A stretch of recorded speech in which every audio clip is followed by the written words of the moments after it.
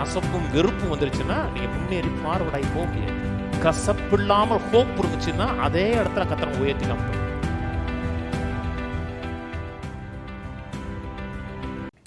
எபிரேயர் 12:15 ஒருவனும் தேவனுடைய கிருபையை இழந்து போகாதபடிக்கும் யாதொரு கசப்பான வேர் முளைத்தெலும்பி கலக்கம் உண்டாக்குறதுனால் அநேகர் தீட்டுப்படாதபடிக்கும் ஒருவனும் வேசிக்கல்லனாகவும் ஒருவேளை போஜனத்துக்காக தன் சேஷ்ட புத்திர பாகத்தை விற்று போட்ட ஏசாவை போல சீர்கட்டவனாகவும் இராதபடிக்கு எச்சரிக்கை பண்றாரு. ஏசாவை போல இருந்துடாதீங்கன்னு சொல்லிட்டு மேல சொல்றாரு, ஒருவனும் தேவனுடைய கிருபையை இழந்து போகாதபடிக்கு, தேவனுடைய கிருபையை, தேவனுடைய ஆசீர்வாதத்தை, தேவனுடைய நோக்கத்தை இழந்து போகாதபடிக்கு கசப்பான வேறு முளைத்தெலும்புவதற்கு இடம் கொடுக்காதீங்கிறார். பிசாசுடைய எண்ணம், பிசாசுடைய சிந்தை வந்துச்சுன்னா வரக்கூடிய ஃபர்ஸ்ட் ரிசல்ட் என்ன? கசப்பு தான் இருக்கும். வெறுப்பு இருக்கும், கசப்பு இருக்கும்.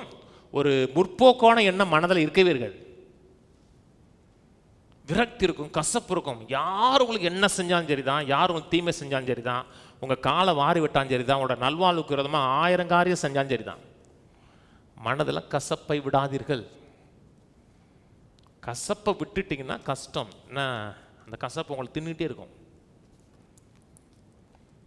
எல்லாரையும் நேசிங்க, அன்பு செலுத்துங்க. கசப்பு உள்ள விட்டுட்டிங்கன்னா பிசாசுட எண்ணத்தை நம்ம ஃபீட் பண்ண ஆரம்பிச்சோன்னு அர்த்தம்.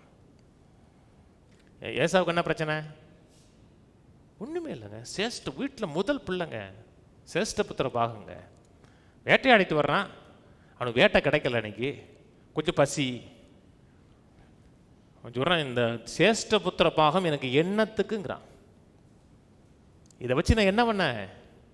செத்துக்கிட்டு இருக்கேன், எனக்கு என்ன நல்லது நடந்துச்சு இதை வச்சு அப்படிங்கிறான். இதனால் என்ன பிரயோஜனம்? என்னாச்சு? கசப்பு உள்ள, வெறுப்பு, கசப்பு. ஒரு எதிர்காலத்தை குறித்து பெரிய ஒரு பிளான் கிடையாது, நோக்கம் கிடையாது. அத்தனை இழந்துட்டான். கர்த்தர் நம்ம யூஸ் பண்ண விரும்புகிறாருங்க, பயன்படுத்த விரும்புகிறாருங்க. ஆனால் நல்ல எண்ணங்கள், முற்போக்கான எண்ணங்கள் இருக்கும். வேலை செய்கிற இடத்துல பிரச்சனை இருக்கும். எங்கேனா பிரச்சனை இல்லாத இடம் இருக்குது? பரலோகம் மட்டும்தான் இருக்குது. எங்கே இருக்குது? எல்லா இடத்துலையும் பிரச்சனை. வேலை இடத்த போகிறீங்க, முதலாளி திட்டுறான், சூப்பர்வைசர் திட்டுறான், இத்தனை பேரைக்கும் திட்டு வாங்கிட்டு என் பொண்டாட்டிக்கும் என் பிள்ளைகளுக்கு நான் மடித்து கொட்டணுமா? அவங்க என்ன பண்ணுறாங்க? வீட்டில் சும்மா உட்காந்துருக்காங்க, இத்தனை பேருக்கும் அவமானப்பட்டு காடு போட்டுட்டு நாய மாதிரி நடத்துகிறாங்க.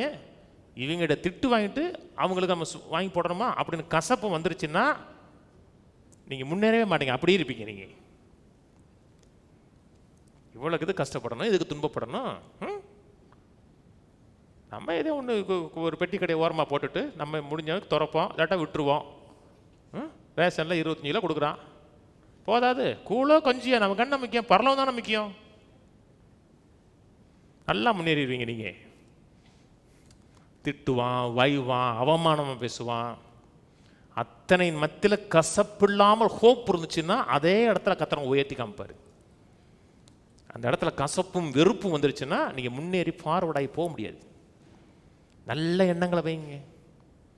பிசாசு எண்ணங்களை வைப்பானா? நெகட்டிவான எண்ணங்களை வைப்பான், பிற்போக்கான எண்ணங்களை வைப்பான். திடீர்னு ஒரு 10 மாடி மொட்டை மாடியில் நின்று அடி பார்க்குறீங்க, செத்து போம்மா, கீழே விழுந்துருமா, உனக்கு எவ்வளோ பிரச்சனை இருக்குது, நீலாம் எதுக்கு உயிரோடு இருக்க, செத்துருவேம்மா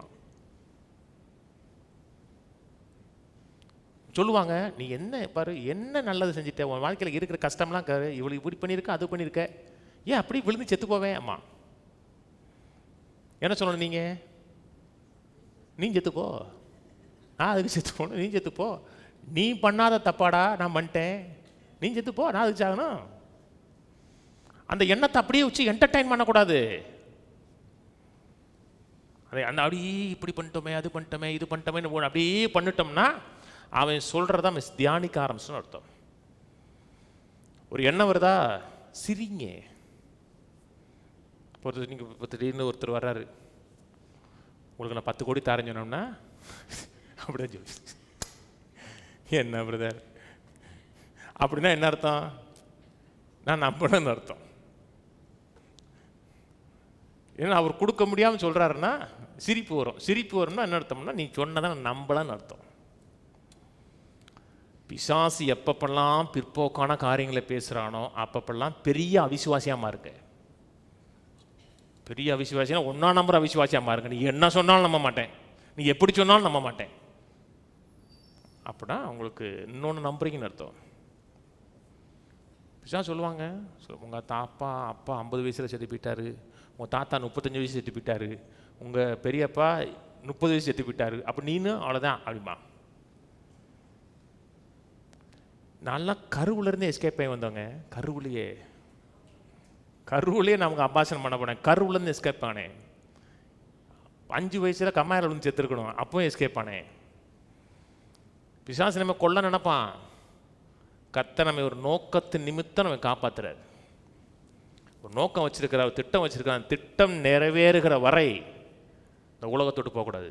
இந்த உலகத்தை சக்ஸஸாக முடிச்சுட்டு நோக்கத்தை நிறைவேற்றி நல்ல போராட்டத்தை போராடினேன், ஓட்டத்தை முடித்தேன், விசுவாசத்தை காத்துக்கிட்டேன். ஓட்டத்தை முடிச்சுட்டு தான் பரலோகம் போகணும்னு நினைக்கணும். அது வரைக்கும் நம்பிக்கையோடு ஓடணும், கடத்தக்கூடாது. நம்பிக்கையோடு ஜீவ கிரீடத்தை அடையணும், இந்த நோக்கத்தை நிறைவேற்றணும் போனீங்கன்னா சக்ஸஸாக வரலாம்.